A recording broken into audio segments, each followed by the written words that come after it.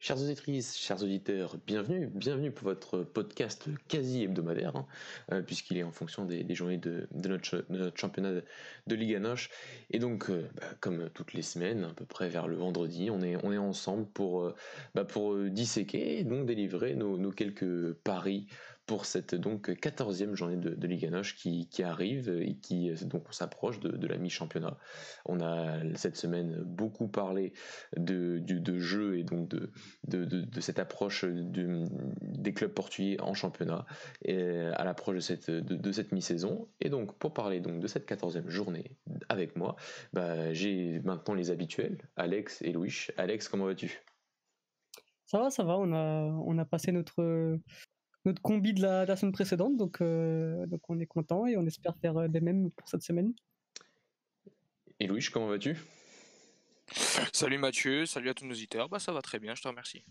Eh ben on va commencer, c'est vrai Alex, on a passé notre combi, on a passé pas mal de paris, c'était une bonne semaine, enfin ça a été un bon week-end, cette 13e journée, donc on va attaquer cette 14e journée, qui commence fort, qui commence ce vendredi, avec d'abord un petit amuse-bouche entre le Sporting et le Rio Ave, bon, le grand match, on va en parler, mais on va quand même commencer par ce Sporting Rio Ave, un Sporting les gars qui a subi sa première défaite dans les compétitions nationales cette saison, après 18 matchs sans défaite il me semble, avec cette défaite cette semaine face au Maritimo, un match moyen de la part du Sporting, un Ruben Amorim qui avait quand même fait un peu tourner pour ce match en milieu de semaine, mais un match compliqué sur l'île de Madère et un Maritimo, on va en parler pour ce match lorsqu'on devra parler de Maritimo qui est plutôt intéressant ces dernières semaines avec le changement d'entraîneur et qui reçoit donc un Rio Ave qui ne va pas forcément très bien, changement d'entraîneur, défaite cette semaine face à une deuxième division, alors pas n'importe quelle équipe de deuxième division, Estoril qui est la meilleure équipe de deuxième division cette année, mais quand même en Coupe du Portugal aussi, après une victoire 3-0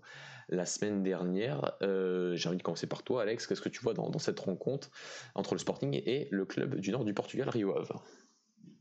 Moi, comme je dis souvent, si tu veux prétendre au titre, si tu veux montrer que tu es une grosse équipe, tu ne peux pas te permettre de perdre deux fois, même si c'est deux compétitions différentes, même si c'était pas forcément l'équipe type du Sporting cette semaine. Je ne vois pas le Sporting faire deux contre-performances en une semaine.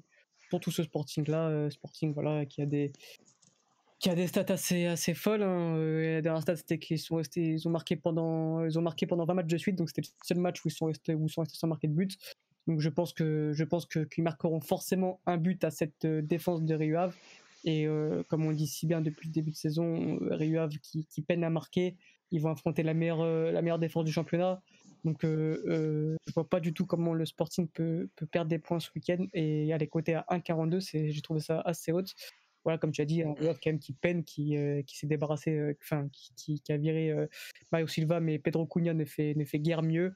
Donc voilà, je vois une victoire du Sporting quand même. Louis, avant de te lancer, c'est vrai que moi je me suis dit peut-être un Sporting, mais peut-être avec une victoire qu'avec un seul but d'écart, pourquoi pas. Mais après je me suis dit, est-ce que le Rio Ave va essayer d'ouvrir un peu le jeu et essayer d'essayer de marquer des buts, ou est-ce que ça va être un Rio Ave qu'on n'a pas l'habitude forcément de voir, qui va être une équipe qui va bétonner derrière. Le nouvel entraîneur Pedro Cunha vient d'arriver, dur de véritablement encore savoir ce qu'il veut mettre en place. Donc moi je suivrai Alex sur la victoire à 1,40 ou 1,42 sur le Sporting qui est assez haute. Et Louis, qu'est-ce que tu en penses? Il y a eu un petit sursaut d'orgueil quand même la semaine dernière sur Rio Ave. En plus, Ouais. mon pronostic était bon, je les avais mis bons à domicile. Mais ouais, je pense que ça va être une victoire quand même assez simple du Sporting sur un Rio Ave qui est un peu perturbé. C'est une bonne petite value bet 1,42, je pense qu'on peut la valider. Eh ben, on va faire ça, ce sera peut-être une de nos valeurs pour le combiné de fin d'émission. Et avant donc, pas avant, tout de suite, c'est ce vendredi, c'est un nouveau classico, un moins d'un mois après la Supercoupe, qui a vu le FC Porto remporter son troisième titre de l'année 2020. Premier classico de l'année 2021, Porto qui n'a pas perdu un classico depuis, si je ne me trompe pas, presque 2 ans. Donc on en a beaucoup parlé les garçons de ce match depuis que Golasso existe. Un match qui devient de plus en plus physique, de plus en plus moyen au niveau du jeu, mais qui reste quand même peut-être le match à regarder dès qu'il se présente devant nous. J'ai envie de commencer par toi, Louis, supporter de ce fameux club du FC Porto. Qu'est-ce que tu vois on est qu'à un mois après la Supercoupe. On a beaucoup parlé de la performance de Fika qui avait été très moyenne ce jour-là. Est-ce qu'en un mois, on peut changer notamment les mentalités vis-à-vis de ce Classico qui sera cette fois-ci à l'Estado de la Grande? Bon, un classico, c'est toujours un classico. Que Porto soit premier, que Benfica aurait pu être dernier, on sait très bien que c'est toujours des matchs à engouement très particulier et que tout est remis en jeu pendant 90 minutes. C'est toujours des matchs très compliqués à pronostiquer, mais si on suit la logique du début de saison et qu'on regarde encore Benfica qui gagne sans faire une grande maîtrise du jeu comme la semaine dernière, ou qui n'est pas forcément au top du top, qui n'est pas total, où le rodage n'est pas terminé, je pronostiquerais logiquement pour une victoire de Porto à 2-10, mais peut-être qu'avec un seul but d'écart. Peut-être pas une victoire aussi large comme à la Supercoupe. Supercoupe, vous avez fait 2-0 pour le FC Porto. Donc c'est Ouais. vrai que c'est vrai que moi aussi je cherchais peut-être est-ce que les deux équipes vont marquer. Ça aussi ça peut se tenter, mais personnellement Ça peut se tenter. je te suis. Bah, ça reste deux équipes qui ont une puissance de feu en termes de qualité individuelle qui peut leur permettre au moins d'espérer de marquer au moins un but chacun. Donc voilà, moi personnellement je te suis Louis sur une victoire de Porto qui doublerait quasiment la cote. Alex, qu'est-ce que tu en penses? Ouais, j'ai le même raisonnement que Louis. C'est vrai que généralement, les classicos comme ça, généralement, on ne sait pas quoi pronostiquer parce que c'est souvent l'équipe la plus faible qui va venir chercher des points. Je m'appellerai toujours d'un Benfica Sporting avec Pesero où tout le monde mettait Benfica gagnant et au final, tu as Sporting qui met ce point, on ne sait comment. Donc voilà, mais c'est vrai que quand vous dites dynamique, en plus, nos Dragons, je vois pas, je vois encore quand c'est ça, on maîtrisait très bien cette équipe de Benfica qui limite, il la connaît par cœur. Donc je mettrais pas en sec perso parce que souvent ce genre de match a fini en match nul. Mais donc je mettrais le Porto qui gagne et rembourser ses matchs nuls à 1,47, c'est très bien pour moi. C'est vraiment pas mal en effet. C'est vrai que Ouais. c'est plutôt pas mal dans ce Classico qui sera donc vendredi soir et qu'on débriefera bien sûr lundi prochain dans Golasso, émission en direct. Bon, par contre, je vous ai un petit peu menti parce qu'en fait, le vrai match du week-end, c'est le match juste après, Passos Ferreira, Sporting Club de Braga. En tout cas, le match du jeu, le match l'antithèse, enfin peut-être pas l'antithèse du jeu, mais en tout cas de perceptions différentes, mais tout aussi sympathique depuis le début de la saison. Un Braga qui vient, puisqu'on enregistre ce mercredi, qui vient de gagner en Coupe du Portugal 5-0. Le Torreense c'est se qualifier pour les quarts de finale de la Coupe du Portugal et qui va donc aller sur la pelouse de Passos de Ferreira.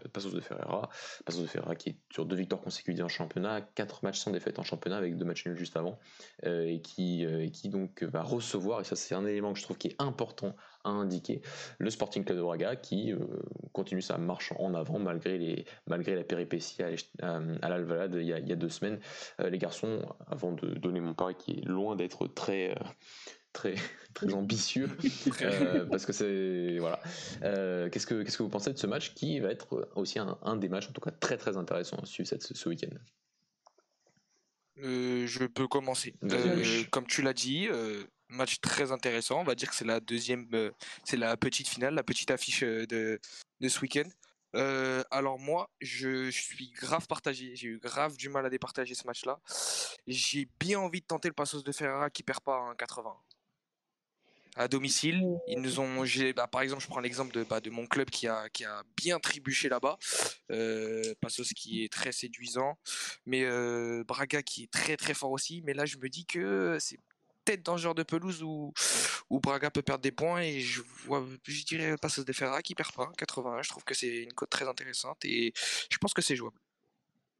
Alex. C'est vrai que c'est une très bonne équipe, Passos. Après, c'est vrai que Braga aussi. Donc, au niveau du résultat, je ne saurais me prononcer du coup, mais ce que je jouerais personnellement, c'est peut-être les deux équipes qui marquent. Elle est cotée à 1,90. Non, pardon, 1,60. Ah ouais? Ah oui, je me Les disais. deux équipes qui marquent à 1,60. Je le vois bien comme ça, perso. Eh ben, ok les gars, moi mon pari il était très peu ambitieux, c'était Braga ne perd pas. Ouais, j'espère que Braga ne perdra pas, parce que je me dis que le match nul peut aussi arriver entre ces deux équipes, ça peut être aussi un match compétitif, un match peut-être pas forcément à force égale, mais si Passo c'est dans un très bon jour et Braga dans un petit peu moins bon jour, ça peut équilibrer les choses. Exactement. Et donc on peut se retrouver avec peut-être même une victoire de Passos. Braga a eu beaucoup de mal pendant longtemps à gagner à Passos Ferreira. L'année dernière on a pourtant gagné, ça fait 3 victoires consécutives de Braga, toutes compétitions confondues, sur la pelouse de Passos. Donc Braga qui ne perd pas en tant que fameuse grande équipe de championnat qui ne perdra pas comme le FC Porto sur la pelouse de Passos. Dis-moi Mathieu, tu l'as combien toi, Braga qui perd pas? J'ai oublié de la noter. Moi je l'ai à 1,21. On l'a noté pour la dire aux auditeurs. Voilà, mettez-la dans un combiné, ça peut passer. Inch'Allah. Le deuxième match de ce samedi, ça va aller peut-être un peu plus vite parce que c'est des matchs aussi difficiles à pronostiquer. Le Vitória reçoit le Farense après le match nul face à Moreirense le week-end dernier. Un Vitória qui était déjà éliminé de la Coupe du Portugal, donc qui n'a pas joué durant la semaine et qui va recevoir un Farense qui a gagné la semaine dernière Gil Vicente et qui est de nouveau en dehors de la zone de relégation. Mais c'est vrai qu'entre la 7ème place et la dernière place, il y a je crois 4 points d'écart seulement. Donc c'est très très très serré. Et c'est pour ça que c'est très très très dur à pronostiquer à partir de là. Donc les garçons, je vous laisse avec mon pari qui était une victoire de Vitória quand même, mais sans réelle conviction. Ouais, pareil. Je vois Guimarães gagner. Je vois à domicile. Ça revient bien, on le dit depuis des semaines. 1,75, je la trouve très haute la cote. Donc après, si on veut minimiser les risques, pourquoi pas non, elle est à 26, Guimarães qui gagne à rembourser ses matchs nuls. Donc en sec, 1,75, perso, je le mettrais. Louche. Tout pareil, je mets Vitória en sec à 1,75 parce qu'en fait, si tu regardes bien le classement, Vitória est 6ème, Passos est 5ème avec 22 points et Braga 4ème avec 27 points. C'est le seul moment où ils pourront vraiment recoller au peloton de tête du classement. Et t'as un Farense qui est pas forcément mauvais dans le jeu, mais qui engrange pas forcément énormément de points depuis le début de la saison. Encore la semaine dernière, ils étaient derniers du classement. Donc Guimarães à domicile, je trouve ça plutôt logique à 1,75 aussi. Et ben on va partir sur ça et aller sur notre troisième pari du samedi. Là aussi un match compliqué, même j'ai envie de dire peut-être le match de la peur entre Tondel et Boavista. Alors Tondel nous a montré des choses un petit peu meilleures sur ces dernières semaines et un Boavista qui même depuis l'arrivée de ce grand monsieur qui est Jesús Ferreira n'arrive pas à gagner un seul match, une seule victoire en championnat cette saison, c'était face à Benfica 3-0, c'est toujours la seule victoire des joueurs de Porto. Et donc un match équilibré, un match de pas de classement entre deux équipes qui, quand même, en résumé, ont du mal à marquer des buts cette saison. Qu'est-ce que vous en pensez, les gars? Clairement. Donc je pense que le pari tout simple, c'est le moins 2,5. Hein. C'est vrai que c'est celui qui nous vient en tête. Après, je me dis que bon sang, Boavista va bien finir par gagner un match quand même avant la fin de saison. Donc est-ce que ce serait peut-être pas celui-là contre Tondela qui est quand même une défense très très très faible, mais c'est vrai que c'est deux équipes qui marquent très peu, donc le Boavista qui perd pas avec le moins 2,5, il faut voir elle à combien, mais elle peut être assez haute. Louis. Vas-y Mathieu. Non, c'était pour te lancer sur ce match. Pardon.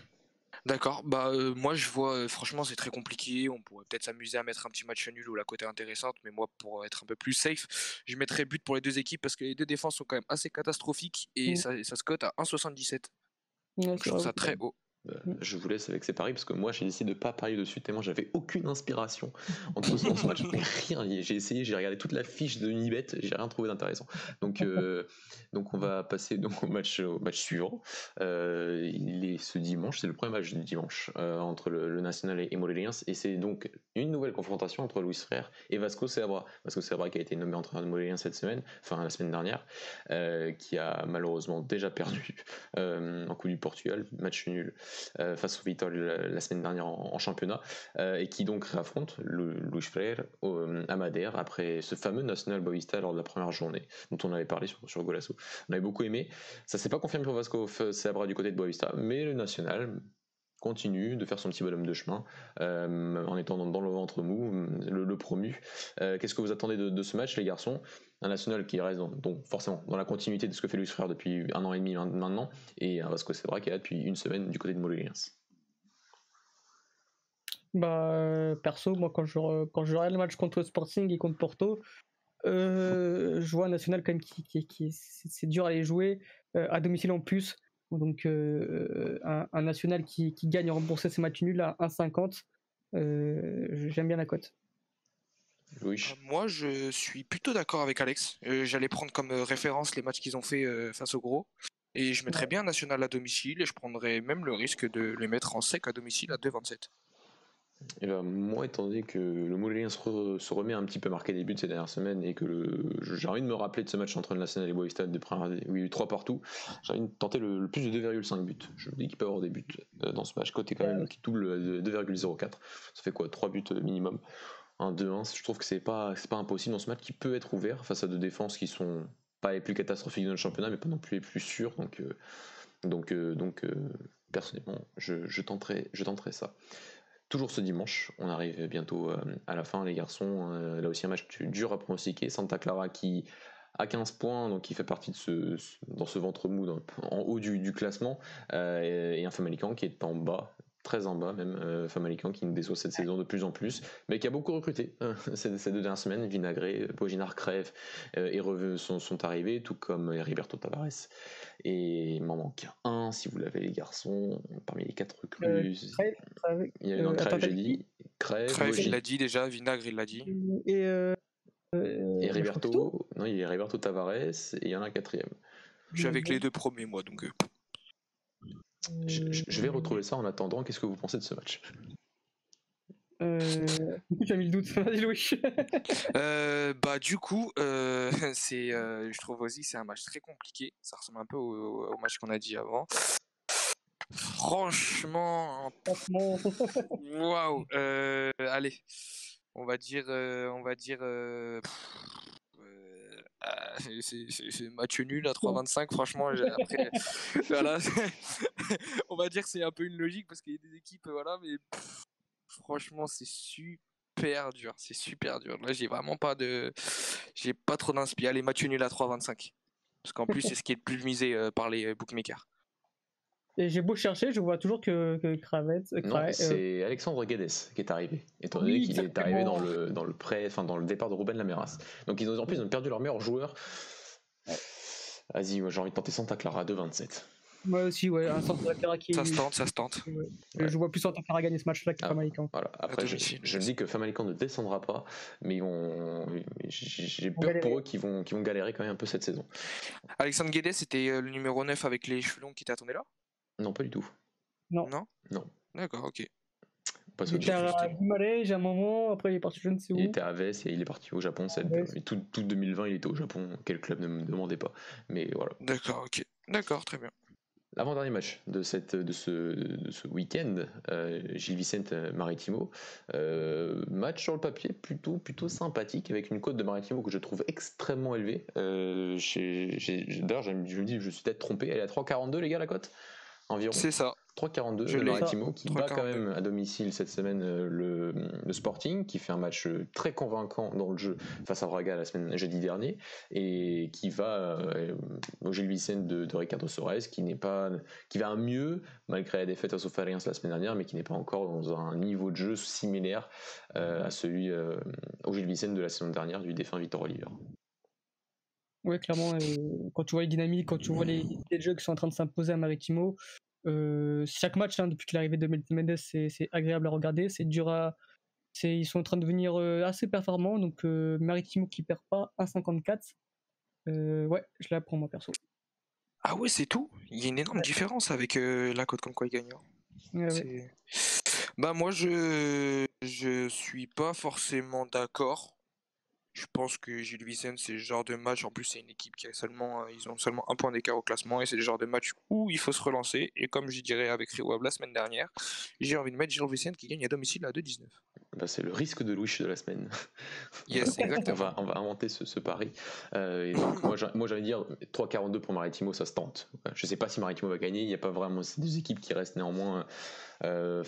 je dirais pas, peut-être du même niveau. Je me dis que Maritimo a quand même plus de potentiel, de marge de progression jusqu'à la fin de saison, mais on est en ce mois de janvier, donc voilà. Donc là, c'est plus pour tenter une cote quand même sacrément sympathique du côté de Maritimo à 3,42. Si on avait dit ça en début de saison, qu'on dirait ça du Maritimo, c'est vrai. Ça change, ça va vite, ça va très vite. Et donc on passe au dernier match de la semaine, du week-end.